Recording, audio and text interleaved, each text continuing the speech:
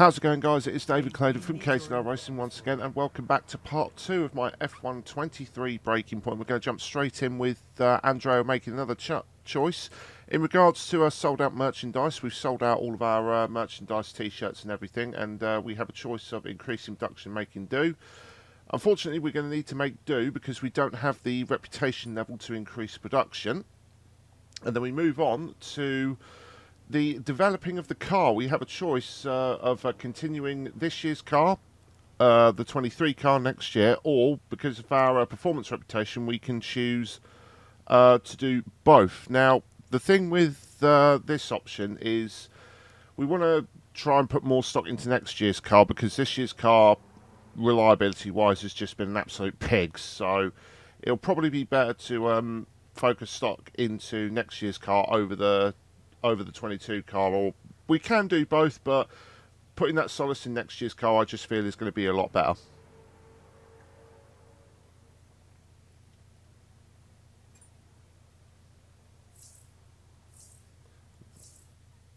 So what about Callie Mayer? Was she on your radar at this point? Of course. She was making big waves in F2, and Ackerman would not shut up about her.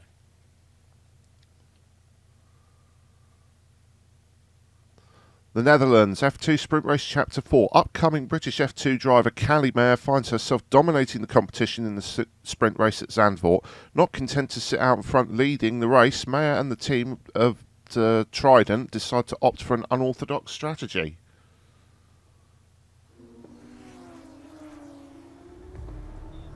Here's our race leader, Callie Mayer.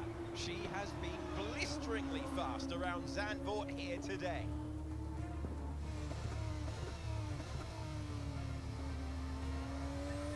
And look at that! She's going into pit! Interesting strategy they've decided on there. She has been lapping at rapid pace, but is this the right call? Yeah, it's a bold move, for sure. Looks crazy to me, but let's find out. Here she goes then, on brand new tyres. The rest of the field still sticking with their original set. Where exactly does Callie Mayer come out? Let's see.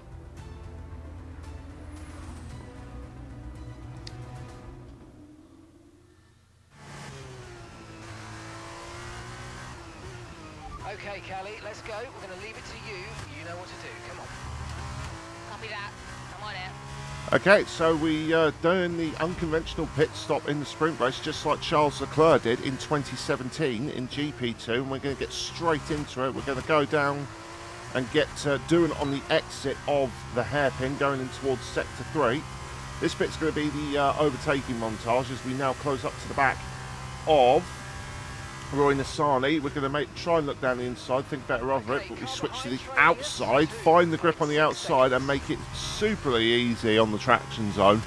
The handling model is so much better this year. We can actually get on the power so much earlier, and we're going to show that again on Duravalo as we go around the outside of the bank turn 3, making this a bit of a show. So now closing up to Pietro Fittipaldi on the exit, going into the bank corner, easy as you like, as we open DRS and go down the main straight. We get a bit of a collision with Fittipaldi, nothing too serious though. Setting the fastest lap, and now as we make a dive down the inside of Tao Pourchaire, and now we look at the back of Isawa, this is going to be a slam dunk because again on the traction zone, easy as you like on the soft tyres, compared to everyone else around us on the hards. Not too difficult. Now, one lap late. Now moving on later into the lap, we're heading towards the same place we got doing as we swiftly get down the inside of Sargent, scare him out of the way. He saw us coming in the mirrors and just jigged to the right and moved. Now, moving around the outside of Dennis Hauger on the bank, going onto the main straight. But yeah, no. As we now move on to the lap 11, we've just gotten we've just got one car. Now we've got second and first in our sights, Liam Lawson and Marcus Armstrong.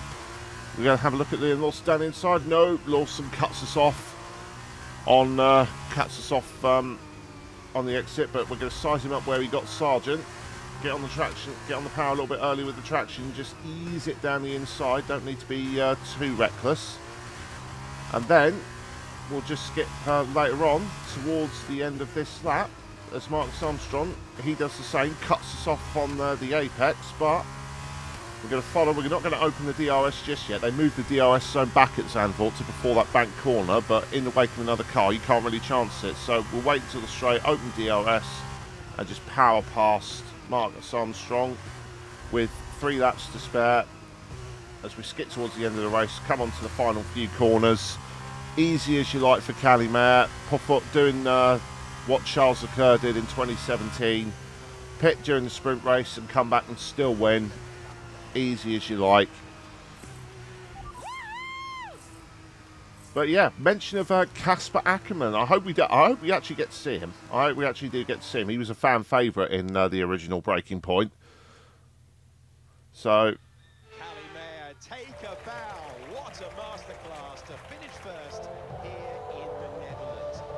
It was such an unlikely strategy from Mayer, but she and the team have made a success of it. What a race, what a performance, what a genuine joy to watch. Our drivers are making their way out for the podium celebrations, and it's going to be Trident picking up the winner's trophy. Congratulations to the entire team for coming out on top in that amazing race.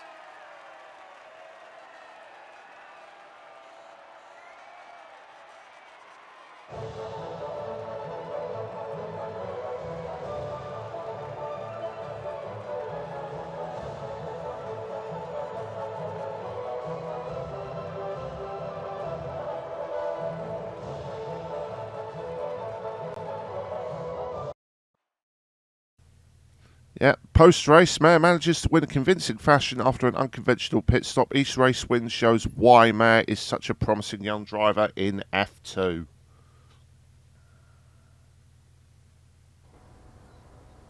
Callie, what do you put your success down to this season? Oh, I'd say probably my speed. In what way?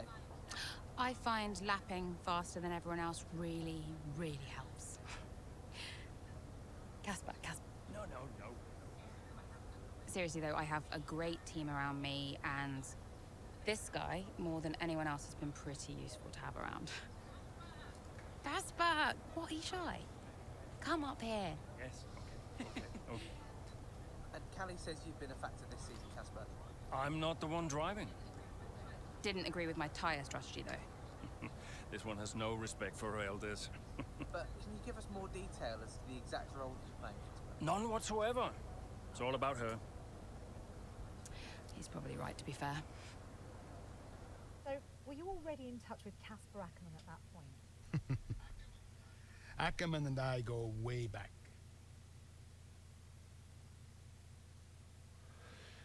I'm so glad we get to see Casper Ackerman again. It's been really, it's really good to see him managing Callie Mayer. And little detail you may not know about Callie Mayer, as we get a call from her mother. Let me guess, you saw the race, couldn't be prouder, and everyone in the office wouldn't stop screaming. Well, that saved me a few minutes. Guess I'll speak to you later then. How are you, Mum? Oh, I couldn't be prouder, Cal. That was one hell of a race. Everyone in the office wouldn't stop screaming. Shut up. Honestly, the way you're driving, I think we're going to have to change your name. What's here this time? Callie Winner. You've got this in the bag, Cal. Oh, okay. That is the kind of award-winning journalism that we really do need right now, but one race at a time, okay? That sounds like Casper talking. Is he looking after you? Yeah, always. Actually, I've got a meeting with him that I'm running a bit late for, so I've got to dash. I'm sorry. Oh, okay, sweetheart. Call me tonight and well done. Yeah.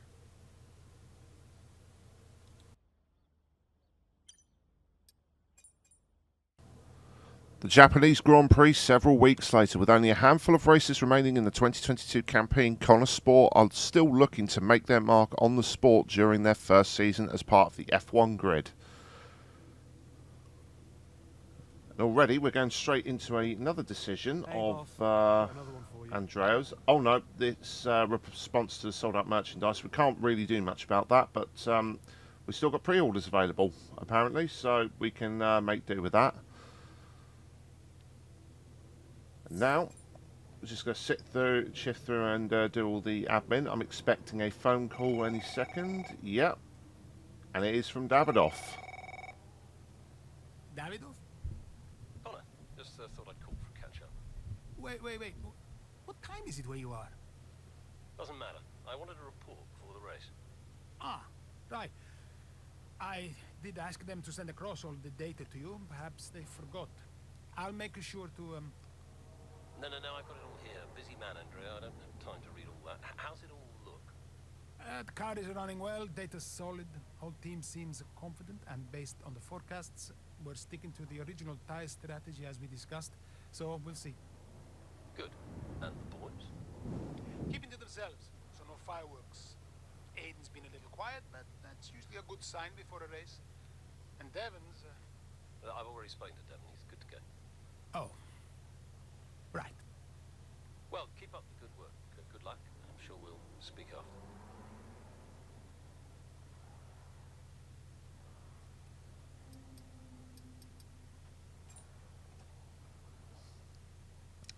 So after the phone call with Davidoff, who's apparently got things under control, a star is born in regards to filming. It's filming requests from that Davidoff has made, but that's going to cut into our testing time. As much as I would enjoy the publicity of this, the testing takes precedent over everything else at the moment, because we really need this car to work for not just the end of this year, but next year as well. Alright, Japanese Grand Prix mid-race. A solid start to the race sees Aiden on pace for one of his better performances behind the wheel of the Connor Sports car.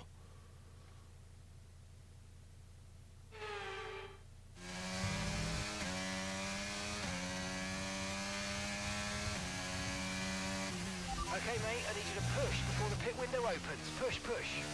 On it.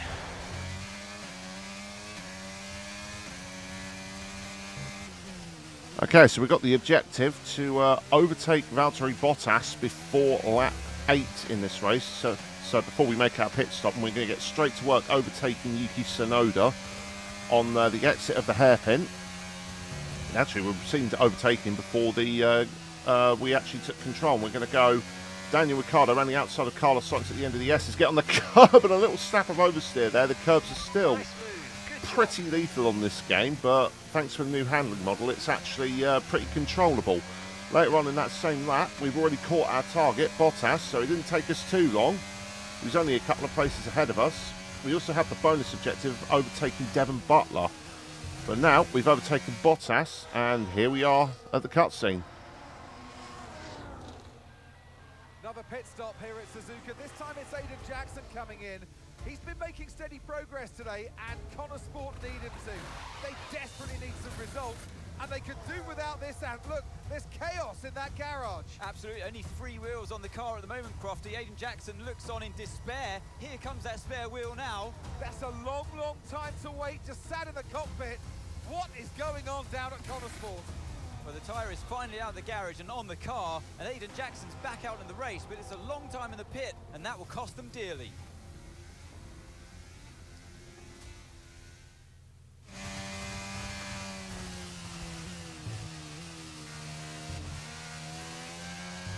What was that? How many places did I lose? Okay, try not to worry about that, Aiden. Just focus on the race, get your head down, and let's put it back. I'm sick of this! You're not the only one, Aiden. That is a pit stop blunder that Ferrari would be proud of. So now, objective remains the same. We've got to reclaim 8th place from even further back this time. We immediately set to work on the McLaren of Lando Norris. Not too difficult as we finally get him into spoon. Later on, we finally catch up to Gasly, as now we're going to try and ease around the outside of the chicane. He goes over the curb, goes wide and hits us. But fortunately, we don't pick up any damage. That is very, very lucky on the exit of that chicane, jumping across the curb like that. But we now finally catch back up to Tsunoda in P10. Again, same move as Sainz round the outside. A little bit cheeky taking some of the grass there as we go down the inside, but then later on we finally catch back up to Sainz and Bottas, ease our way down the inside of Sainz at the chicane, and Bottas gave us a real good squeeze as we tried to get past him on the outside of the chicane on the exit, but we finally squeezed our way past. And now for our bonus objective of Devon Butler. Again, really slow off the exit of that hairpin. We're just going to cruise past him around the outside, and that will see us through to the end. We finally catch up. We got a bit of a move on. We almost caught the leader for Staffen. So we got a P2 at the end of that race. Few bits and pieces on the reputation performance chart. We did lose one, but that pit stop issue was a bit out of our control. We couldn't really do much about that. So Yeah, they've had car problems all season long, Crofty. They've had a bad mix-up in the garage today. Connor Sport won't be proud of that one. And Connor Sport won't be proud of that. It's the longest pit stop we've had this season. Not the sort of record any team wants to set. here we are joining Jaden for the interviews.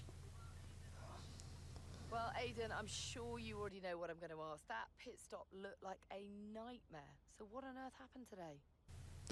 It was a bit of a nightmare, but we have an extra answer which we're going to use in regards to the reputation, which is every race has its hiccups. That's probably going to be the better one. Yeah, well, we all know that every race has a hiccup, so you just never tell when it's going to happen. You just got to be ready and roll with the punches.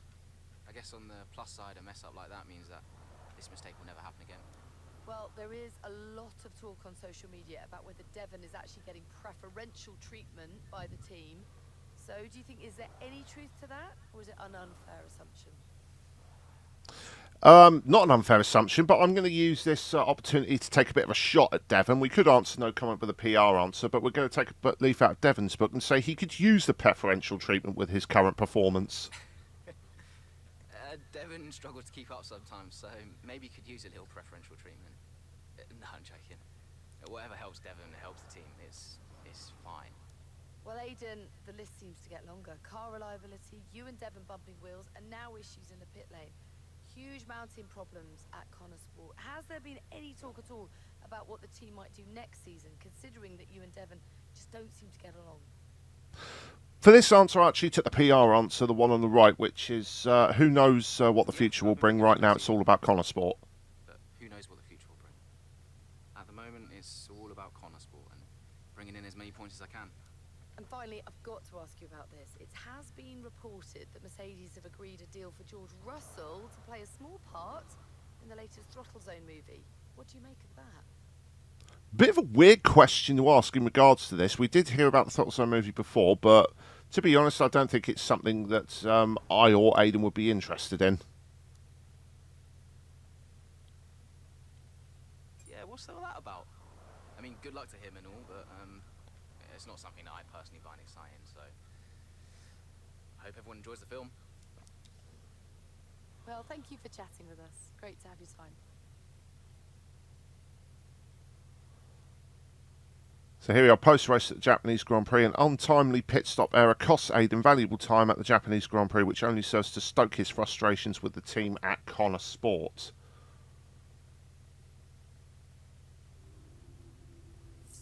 And now as we head into Aiden's locker room, I'm assuming we're going to get a phone call from someone. We do, and it's from Davidoff. Talk to me. About what? You saw the race, right? What is there to say? Thought you could do with blowing off a little steam. What is even the point in wasting any more energy? It's not the car, it's the team. It's not the team, it's the car. No one seems to care how much effort I'm putting into all of this. Which is why you need to double down. Listen, I promised I wouldn't say anything, but the top three are talking, Aiden. What? They've already reached out to us. Looks like there might be some last-minute negotiations on the cards, but keep that to yourself, okay? Yeah, of course. No doubt there'll be some wrangling.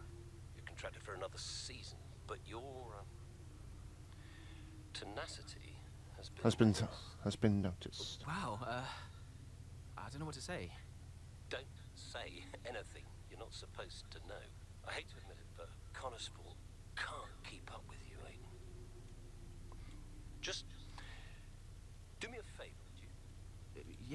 Sure.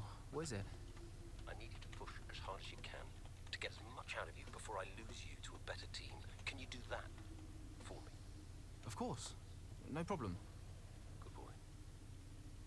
You know I'm here whenever you need me. Speak soon.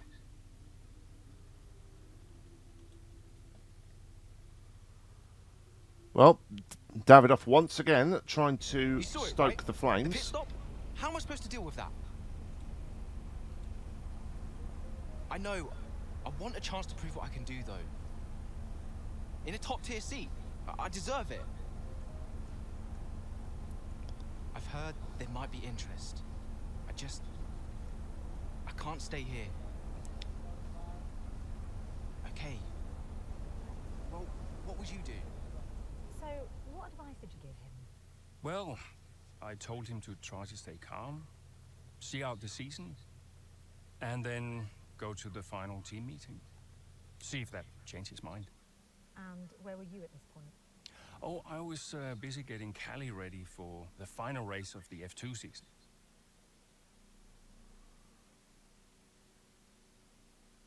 Abu Dhabi, final race of the 2022 F2 season, Chapter 6.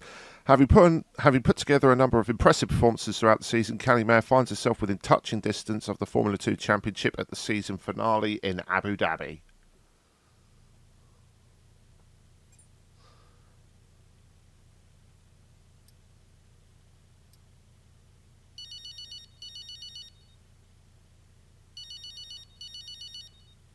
I know why you're calling, but make it quick because I had to keep my head in the game. Of course, darling, but it wouldn't be right if I didn't call to wish you luck. Thanks, Mum, but luck really won't do anything. I need a clean strategy and just to keep my head, that's all. Look, which you do, and you will. Just breathe, Cal, okay? You've already put the work in. Now all you need to do is get out there and do what you always do. Yeah? Yeah, you're right. Who knows? If you bring this one home, I may even call your father to gloat a little. Mum, not now.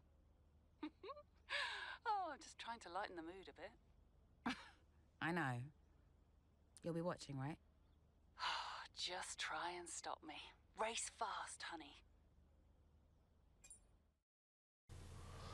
So going into Abu Dhabi, mid-race with only a few laps remaining, Callie sets her sights on the F2 Championship. The final race of the season now well underway here in Abu Dhabi. A few different drivers in contention for the F2 Championship. But here's the favourite, Callie Mayer. She's been so consistent this season, so fast. My money's on Mayer for the championship, no question. If she can finish high enough, the title belongs to her.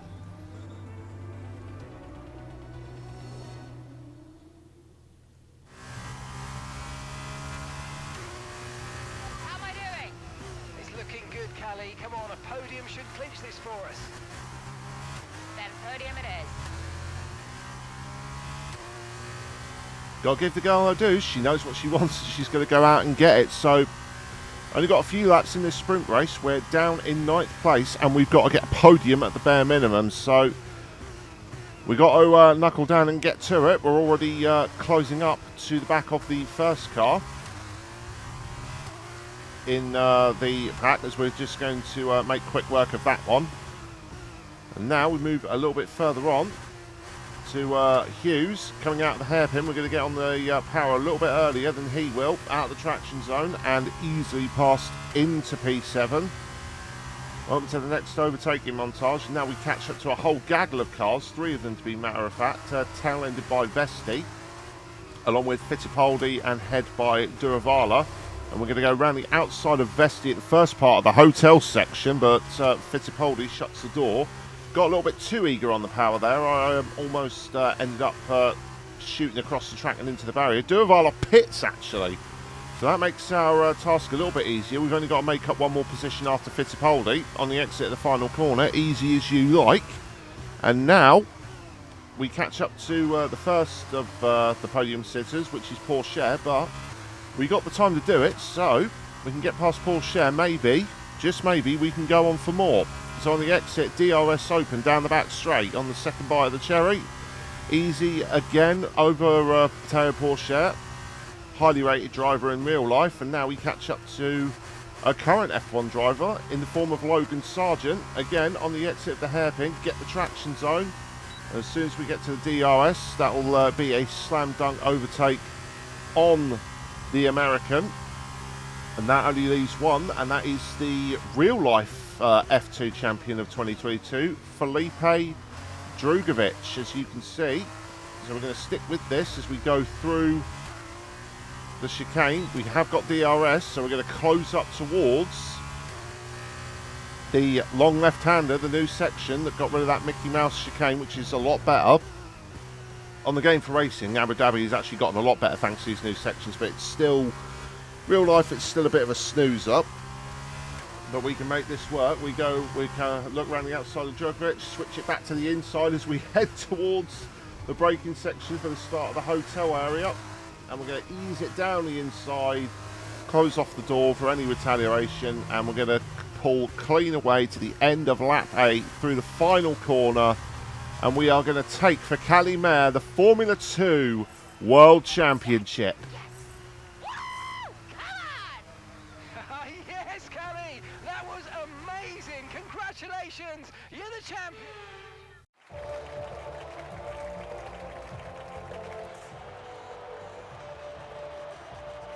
Callie Mayer, get used to the name. She has her whole career ahead of her, and this is just the beginning. She's done it, as many predicted she would. A star is born. Callie Mayer becomes the first woman ever to win the F2 championship. Historic. Well, I mean, someone had to be the first. But I just hope that this shows that talent can get you as far as money. And what about your dad? Has he called to congratulate you yet, Callie? Nope. Next question. Kelly, what's it like being a woman in motorsports? We're sure everyone wants to know. I don't know, John. What's it like being a man in journalism? Next question. Hot-headed? Yes, for sure. But you know, that's kind of what you need in a driver. Let's not forget that Callie taking the championship was a big deal. You know, for the sport, but really for everyone. And for you? How did you feel? It was one of the proudest moments of my career. It was the first time I mentored anyone. Yeah. I was a little sad to be moving on. So, had you already told Callie about your new job? Yes, of course. And I told her, how I wished that I could take her with me. But she understood. And Aiden, had you told him? No, he was too busy. Busy? Preparing to tell the team that he was leaving Connorsport. Good evening, everybody. Thank you for coming. I know Aiden had something he wanted to say, but first I have a matter I would like to address formally. It is no secret that I have been spread a little thin this season. I mean, I own the team, I run the team, it's a lot, okay? Which is why I will be stepping away from the principal role next season. I'll still be pushing Connorsport Racing to be the brand we know it can be, whilst the new principal will be laser focused on performance and results. And we have already found a man to step into that role. Casper.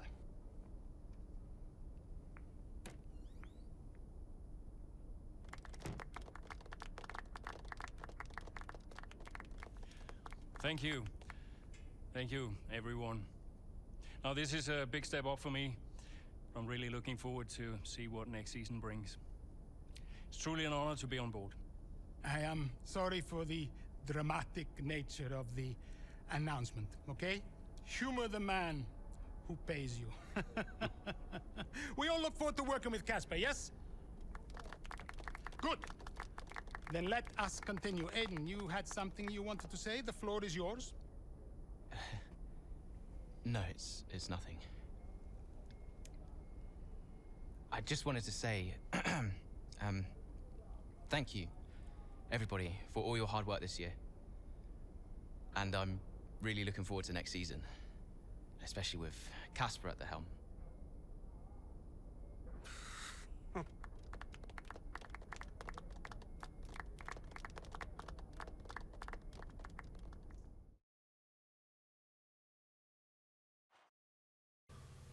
Well, the Bahrain Grand Prix 3 months later. 2023, a fresh start, while the 2022 season exposed them to the harsh realities of life as a team on the F1 grid. Connosport Butler Global Racing Team looks set to bounce back with a newly invigorated team, now helmed by fan favourite and former driver, Casper Ackermann.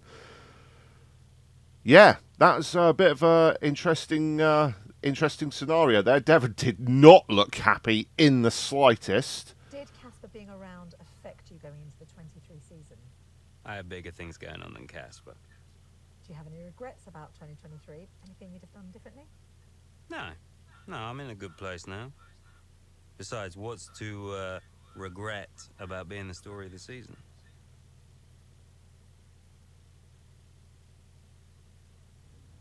Being the story of that... Oh no, we're not playing as Devon, are we? Well, on that sad note, guys, I hope you enjoyed the video. Do feel free to like and share this video around. It really helps.